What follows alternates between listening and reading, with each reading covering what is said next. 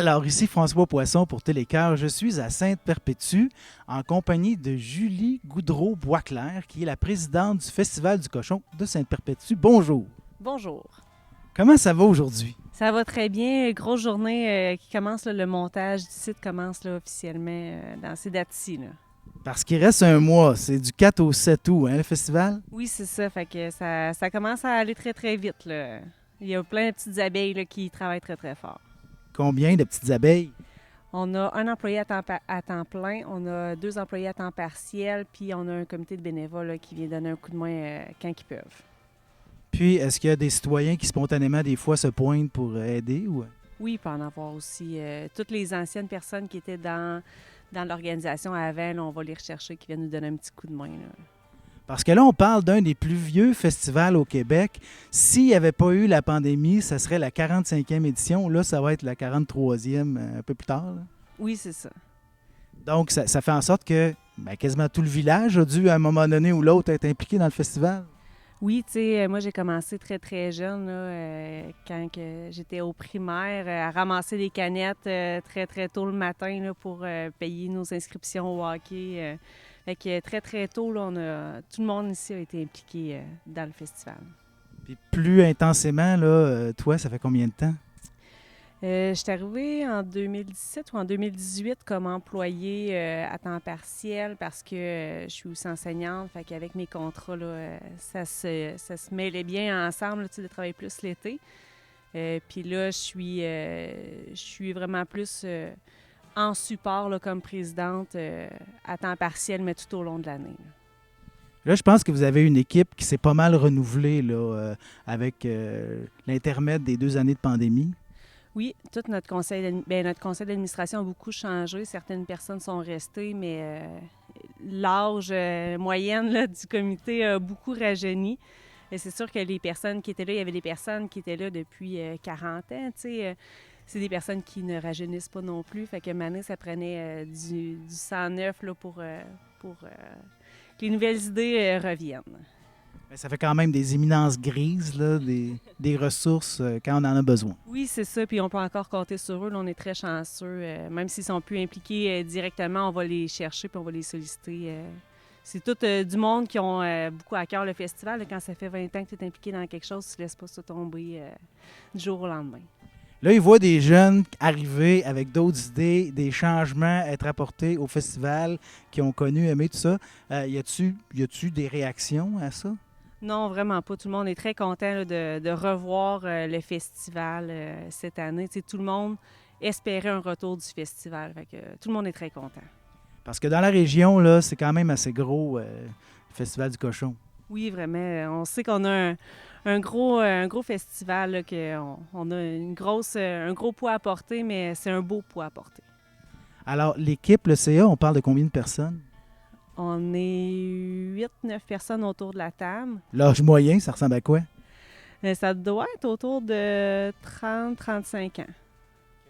C'est des gens qui ont un peu le même parcours, qui ont déjà été impliqués à d'autres sites dans le festival, puis que là, vous voulez intensifier leur participation? Oui, c'est ça. C'est tous des gens qui avaient soit déjà été impliqués ou qui avaient à cœur vraiment le festival. Fait qu'on est allé les chercher pour avoir des nouvelles idées. Est-ce qu'il y a des nouveaux venus au village qui, à un moment donné, moi, pour m'intégrer, je m'implique dans la grosse activité? Bien là, on est en période de recrutement. Là. On essaie d'aller les chercher, ces personnes-là, parce que c'est pas évident de prendre quelque chose qui fonctionnait bien là, depuis plusieurs années, un petit peu là, de la même façon. Tu sais, c'est sûr qu'on ne refait pas la recette à toutes les années. Fait que là, on est en train un peu là, de reconstruire ça, mais oui, du 109, là, c'est toujours le bienvenu. Une des décisions qui a été prise, c'est de laisser tomber la course au cochon graissé et remplacer ça par un concours de barbecue. Oui, bien dans le fond, la course au cochon, fondamentalement, ce que ça fait, c'est que ça mettait le porc en valeur quand même. Tu sais, oui, c'était une course ludique, puis que les gens avaient du plaisir à regarder, mais à la base, c'est quand même, tu sais, on est le festival du cochon, on met le cochon en valeur. Fait que là, le concours de barbecue, mais c'est simplement une autre façon de mettre le porc en valeur. Parce que j'imagine que l'industrie porcine est assez présente dans le coin autour ici, puis c'est ça qui a amené au départ la création du festival. Oui, il y avait un abattoir, là, je veux pas me... Les plus vieux raconteraient mieux l'histoire que moi, mais il y avait un abattoir ici, là, au moins 45 ans. Et puis, il y avait des fois des cochons qui s'échappaient. Puis, là, bon, ben, attraper le cochon pour l'amener dans la remorque, c'est ce qui avait donné naissance là, à la course aux cochons dès le départ. Mais l'abattoir, là, elle n'existait plus là, de nos jours. Ça fait une belle histoire quand même, c'est quasiment légendaire, là. Donc, les gens dans le village, parfois, se promenaient pour attraper les cochons. Bien, c'est ça, tu sais, près de l'abattoir, là, mais fait que c'est vraiment ça qui a donné naissance à la course. Tout le monde trouvait ça ludique, puis c'est ce qui a perduré là, pendant 42 ans. Ah, c'est comme un peu quand les poules en ville s'échappent, là, puis là, pouf, on voit sur les spotted apparaître. Là, il y a une poule, venez chercher votre poule, la poule est chez nous. Donc, là, il y a, disons que il y a un assez large éventail d'activités. Il y a de la musique, évidemment, ça fait longtemps que ça existe, les shows musicaux. Là, il va y avoir du drag de rue, il va y avoir des chiens acrobatiques, on va dire. Là. Il y en a pour pas mal tous les goûts. Oui, c'est ça. Ce qui fait aussi la reconnaissance du festival, ce qui nous démarque des autres festivals qui sont proches, c'est la diversité de toutes les activités. Tu as nommé les dragues de rue. On va avoir une exposition de voitures antiques aussi cette année pour la première fois. On a des tirs de chevaux qui reviennent là, depuis plusieurs années, des courses à tracteurs à gazon, qui est encore une fois une compétition un peu farfelue, comme la course aux cochons l'était avant. Fait que c'est ce qui nous différencie aussi là, des autres événements, toute la variété là, de notre programmation. Fait qu'il y a plusieurs de ces choses-là qui ont déjà été partie du festival. Là. C'est pas toute de la nouveauté. Non, c'est ça, c'est des choses qu'il y avait vraiment avant, comme les dragues de rue. Ça fait... on a cherché là, la date, on a essayé de trouver la date de départ, là, mais ça fait plus de 20 ans qu'on a les dragues de rue ici. C'est quelque chose qu'on voulait garder. On peut pas repartir en neuf non plus à 100 %. Il y a des choses qu'on tient à garder. Les dragues, c'était là. Les tirs de chevaux, ça fait longtemps que c'est là. Les tirs à tracteurs à gazon, c'était là dans les dernières années. Ça fait pas longtemps là, que ça a commencé ici. Fait que de nouveau, on a vraiment là, le spectacle canin qui vont être là, les voitures antiques aussi. Puis, par le fait même, on a décidé de... Notre mini-ferme, en fait, on le fait un petit peu différemment. On la veut vraiment plus éducative pour que les gens en apprennent plus là, sur le cochon. Puis là, on parle du concours de barbecue. Il y a comme une folie en ce moment. Là. Il y a des gens, il y a des mordus. Ben, je dis ça, c'est peut-être parce qu'il y a un de mes amis Facebook qui est vraiment, là, je ne sais pas combien il y a de barbecue chez lui, d'ailleurs, qui, bon, fumer la viande, la préparer, tout ça. Puis, il y a plusieurs étapes. Ben, ceux qui prennent ça vraiment à cœur, là, c'est complexe. Puis, on dirait que ça a pris toute une ampleur. Là. Je ne sais pas si c'est la pandémie qui a fait ça ou déjà avant, c'était commencé. Bien, je pense que la pandémie a apporté ça, là, beaucoup justement là, de cuisine, de barbecue. C'est ça, explorer des nouvelles recettes. C'est des choses qu'on pouvait faire à la maison, à l'extérieur. Avec la pandémie, c'est sûr que c'était ça qui était l'idéal aussi. Puis c'est vraiment dans l'air du temps, le barbecue. Là, c'est un petit peu pour ça aussi qu'on a décidé de l'amener chez nous, cette compétition-là, parce que c'est quelque chose qui est vraiment là, de 2022. Et ça implique le porc, donc il y avait un lien logique. Puis les jeux de mots sur les porcs, allez-vous venir à bout à un moment donné des jeux de mots possibles à faire avec les porcs? Je pense pas. Il y a toujours des nouveautés à trouver, puis c'est un vrai petit plaisir là, d'essayer d'en trouver. Des fois aussi, on fait des publications Facebook pour essayer de retrouver l'inspiration quand il nous en manque, puis tout le monde là, a plein de belles nouveautés là, à nous amener. Parce que la nouvelle équipe, retour après la COVID, on part en neuf, mesdames et messieurs. C'est le thème de cette année. Oui, vraiment. Le slogan, ça faisait quelques années qu'il n'avait pas été changé. Fait que là, cette année, on pense qu'on a trouvé un bon. Là, l'édition est en marche. Comme on disait, c'est dans un mois exactement que ça commence. Alors, les choix ont tous été faits, la programmation. Qu'est-ce qu'on peut voir venir pour les prochaines années au Festival du Cochon? Bien, c'est sûr qu'au niveau musical, ce qu'on aimerait peaufiner encore plus, c'est la place de la relève. En étant enseignante, bien, c'est sûr que je vois les secondaires en spectacle rouler. Là, je me dis, je suis présidente d'un festival en région, je peux pas essayer de mixer les deux. Fait que c'est pour ça qu'il y a une élève de l'école secondaire La Découverte qui nous avait approché le festival pour venir faire des performances sur notre scène. Mais c'est quelque chose que j'aimerais là, davantage aller chercher là, les jeunes secondaires qui viennent venir faire une, deux, trois chansons, mais juste, tu sais, qu'il y ait un beau spotlight là, pour pouvoir performer. Fait que ça, c'est une des belles grandes nouveautés qu'on voudrait vraiment mettre de l'avant. Puis le côté éducatif du cochon aussi, parce que c'est sûr que mon chat, quand il miaule, c'est sûr que c'est plus le fun qu'un cochon qui couine à entendre. Mais, tu sais, c'est le bruit de l'animal. Fait que, tu sais, aussi vraiment éduquer là, tout ce qu'il y a autour du porc, c'est vraiment une chose importante pour nous. Ben, les cochons, c'est intelligent. Les cochons, c'est gentil. Donc, il y a un paquet de choses positives à propos du cochon. Ben oui, vraiment. Ouais. Là, on parle d'un gros festival. Donc là, pour des jeunes, venir se produire sur une grosse scène, de même avec bien du monde en avant, ça peut être assez impressionnant. Puis ça peut, effectivement, pour une carrière, là, être un bon coup de pouce. Oui, c'est ça, mais il y a plusieurs groupes là aussi qui ont commencé à venir ici, puis finalement, ben, c'est devenu des habitués de nos scènes, puis il y a des artistes qui font la scène Course Light, qui est notre plus petite scène, si on veut, après les gros shows. Puis après ça, ben, ils viennent là, sur la scène qui est maintenant la scène Promutuelle Assurance.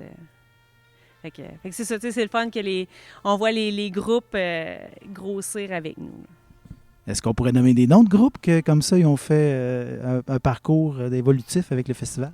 Mais je sais que Caïn a connu une bonne lancée aussi, puis c'est un groupe de la région aussi. Et Caïn, je pense que c'est un bel exemple là, de groupe qui a pris son envol. C'est pas juste à cause de nous, mais peut-être qu'on a donné un petit coup de pouce là, à leur carrière. On l'espère en tout cas. Alors là, c'est important pour toi que la relève musicale ait sa place. Est-ce que tu enseignes la musique à l'école secondaire? Non, je suis enseignante en adaptation scolaire. Fait qu'on j'enseigne pas de musique, mais quand même, je vois tout ce qui se passe dans mon école, puis je trouve que c'est important là, de mettre tout ça en valeur parce que les jeunes sont remplis de talent. Ouais. Est-ce que tu en parles à tes jeunes de ce que tu fais au festival? Pas vraiment, non. Je suis assez discrète dans ma vie. Dans mes deux vies professionnelles, là, je garde je garde le festival au festival, puis l'école à l'école. J'essaie de pas trop mélanger ça. Avec les collègues? C'est plus les collègues qui viennent me parler. Moi, je sais bien que ça paraît bizarre comme étant présidente devant un micro, devant la caméra, mais je suis quelqu'un qui est plus souvent derrière la caméra, si on veut, tu sais, avec une amie, je lui ai créé son site web, mais tu sais, vraiment comme par en arrière, je fais pas ça pour paraître, là. C'est juste que là, le rôle a un petit peu changé par la force des choses, mais je trouvais que c'était une belle façon de m'impliquer comme présidente au festival parce que en ayant été employée, ici, il y avait comme certaines choses que je savais comment que ça se passait, que le comité ne savait pas nécessairement. Fait que je trouvais que c'était un bel atout, là, que ma présence était un bel atout. Là, nous parles de ton ami qui vend des cosmétiques, sans avoir eu l'air d'espionner là, sur Facebook. Donc, est-ce que tu veux nous en parler un peu? Bien, c'est la compagnie Cloli. C'est une amie d'enfance qui crée ses propres produits cosmétiques. Fait que c'est vraiment des produits là, très 100% naturels avec des ingrédients qui sont que naturels pour aider là, tous les types de peau. Fait que c'est vraiment une petite compagnie chouchou là, que j'aime beaucoup puis que je continue d'aider à distance. Là, c'est sûr que mon emploi du temps a un petit peu changé avec le temps, mais quand que je peux, je vais lui donner un petit coup de main. Elle a fait ça parce que sa fille avait des problèmes de peau. Moi, ayant connu ça aussi, là, c'est peut-être pour ça que j'ai retenu l'information quand j'ai vu ça sur ta page Facebook. Oui, c'est ça. Claudie, elle a vraiment une belle histoire avec sa fille, puis de voir sa fille qui s'implique aussi dans sa compagnie, là, je trouve qu'ils sont vraiment beaux à voir. Je suis fière d'avoir un petit peu participé là, à tout ça. Fait que c'est Claudie et Lily, alors ça donne Cloli comme nom de compagnie. Oui, c'est vraiment un beau nom. Oui, je suis bien fière de cette entreprise-là. Est-ce qu'elle est installée ici à Sainte-Perpétue? Non, elle est à Saint-Célestin. Revenons à l'équipe du festival. Est-ce qu'il y en a qui siègent sur le conseil municipal ou est-ce qu'il y a un conseiller qui a été délégué sur votre équipe? Oui, bien, on a une conseillère municipale qui est aussi sur le comité du festival. C'est sûr que c'est quand même délicat là, parce que certains dossiers qui s'entrecroisent un petit peu. Avant, le conseil d'administration devait avoir là, des membres de différents organismes. En 2022, c'est sûr que ça l'a évolué, ça l'a changé. Il n'y a comme plus personne vraiment qui représente l'Église dans notre CA. Mais c'est ça, en 2022, les choses changent. Mais oui, on a quelqu'un là, du conseil municipal. Et là, vous avez des partenaires privés, des noms qu'on ne retrouve pas nécessairement souvent. Oui, bien, nos partenaires, c'est sûr qu'en ayant une nouvelle équipe, on a été capable d'aller approcher des nouvelles compagnies aussi. C'est sûr qu'avant, tu demandes toujours aux mêmes personnes, ils disent tout le temps oui, maintenant, on ne va pas chercher, comme je disais tantôt, on ne refait pas la roue à toutes les fois. Fait que là, c'est ça. En ayant des nouvelles personnes, on a des nouveaux contacts, puis en même temps, on essaie d'aller rechercher là, les anciens partenaires qu'on avait. C'est bon. Ah, on attend combien de monde au Festival du Cochon? On attend une vingtaine de mille de personnes là, au total. Fait que ça fait quand même du monde. Ce qui est le fun en campagne, c'est qu'on a un très, très grand terrain. Fait qu'on peut accueillir, là, je crois, plus de 300 campeurs sur notre site sans problème. Là. C'est sûr que c'est un camping sans service parce que c'est dans un champ. Là. On dit à Sainte-Perpétue quand même. Mais les gens apprécient beaucoup là, de pouvoir dormir très près du site. La musique finit à quelle heure? Ça finit maximum à 1 heure. Fait que c'est pas...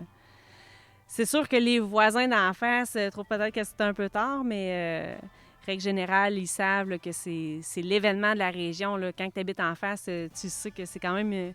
je pense que tous les résidents de Sainte-Perpétue, c'est quand même une fierté là, pour le Festival du Cochon. Bien, c'est 4 jours, puis des bouchons, ça se trouve quand même assez facilement. Oui, c'est vrai, parce que même moi qui j'habite dans les limites là, du village, puis on finit par entendre quand même un peu la musique, mais tu fermes les fenêtres, puis c'est pas si peu que ça. Moi, j'habite à Saint-Angèle-de-Laval et j'entends très bien l'amphithéâtre de Trois-Rivières. Hein? Donc, c'est ça, c'est des problèmes qu'on connaît. Donc, on attend 20 000 personnes, mais ça, c'est l'ensemble des 4 jours ou ça peut être ponctuellement? Parce qu'il y a quand même des gros shows, là, on s'entend. Il va y avoir Légion qui est comme un show de groupe souvenirs de mon époque. Hein? Vilain Pingouin, entre autres. À cheval, il y a Noir Silence aussi dans Légion. Mais le 20 000 personnes, c'est vraiment là, en tout, là, après 4 jours, on devrait avoir totalisé. Hey, ça devrait lever, je pense que ça va être le fun. Oui, on a vraiment hâte là, de voir ça, de voir notre édition, puis de la fierté aussi qui vient avec tout ça, là, d'avoir comme bâti un événement de cette ampleur-là. On a très, très hâte. Bien, on espère que vous allez avoir du beau temps, parce qu'en 4 jours, il peut tout se passer, en fait. Là. Et puis, on va inviter les gens à venir au Festival du Cochon de Sainte-Perpétue. C'était Julie Goudreau-Boisclair, la présidente du conseil d'administration du Festival du Cochon. Merci beaucoup. Merci beaucoup à vous. Fait que si vous avez des questions sur la programmation, festivalducochon.com. Excellent. Fait que là, on est sorti dehors parce qu'il y a d'autres choses à dire. Le festival, qui est un organisme à but non lucratif, fait des sous. Puis ces sous-là, à un moment donné, il faut que ça soit redistribué. Oui, c'est ça. Le festival redonne à la communauté là, depuis plusieurs années. Comme tantôt, quand je te parlais que quand j'étais jeune, que je venais aider à ramasser les canettes, ça payait une partie des inscriptions du hockey. Avec les pourboires qu'on donne au bar aussi, là, ça a permis de construire là, le parc de jeux puis de l'améliorer. Il y a aussi eu la création du gymnase à l'école primaire qui a été un don là, du Festival du Cochon. Il y a devant l'église Petite Fontaine aussi qui a été créé. Fait que le festival s'implique vraiment beaucoup là, dans la communauté. Là, on est en discussion avec la municipalité là, pour regarder qui fait quoi, parce que c'est sûr que le festival, en n'ayant pas d'édition pendant 2 ans, pas de revenus pendant 2 ans, fait que là, présentement, là, c'est la municipalité qui prend ça en charge, mais ils viennent sur les terrains du festival. Puis est-ce que l'objectif, c'est de revenir comme avant ou c'est vraiment le festival là, qui est plus autonome? Bien, c'est en discussion tout ça, là, fait que on ne sait pas où est-ce que ça va nous mener. À suivre, mesdames et messieurs. Merci beaucoup pour ces précisions. Ça fait plaisir. Merci à toi.